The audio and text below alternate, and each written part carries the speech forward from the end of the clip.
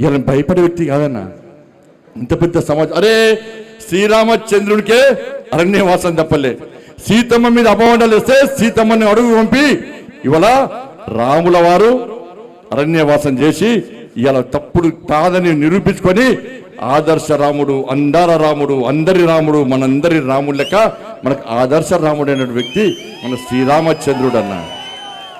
నా భుజం మీద కాశాపు జెండా ఉంది, నా శిరస్సు మీద అమ్మవారి ఆశీస్సులున్నాయన్న. ఇక్కడ భయపడే ప్రసక్తి లేనా? రే ఆంజనేయ స్వామికి నిప్పు పెడితే అదే నిప్పుపై లంకను మొత్తం ఎట్లా దానం చేసిందో ఇలా బండి సంజయ్ని గెలికిరి వాళ్ళ మీరు పెట్టిన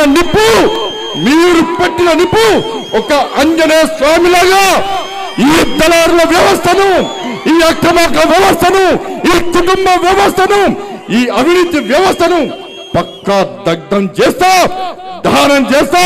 ఇదే కాశాపు జెండా పడతా తెలంగాణ మొత్తం చుట్టుమిట్టి ఈ రోజు ఎవరైతే కుట్రలు చేస్తుండో, ఎవరైతే కుతంత్రాలు చేస్తుండో, ఎవరైతే నా కుటుంబాన్ని బజార్లో వరచుండో, ఎవరైతే నా కార్యకర్తల లోపల ఆవేదన రగిలించిండో, నా పార్టీని ఇబ్బంది పెట్టిండో, నా కార్యకర్తలను ఇబ్బంది పెట్టిండో, ఏ ఒక్క వ్యక్తిని కూడా విడిచిపెట్టే ప్రసక్తి లేదన్నా.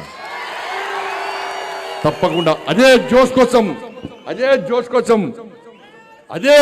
తోని ఈరోజు హిందూ ఏకతా యాత్ర ఇంత ఘనంగా నిర్వహిస్తున్నామన్నా.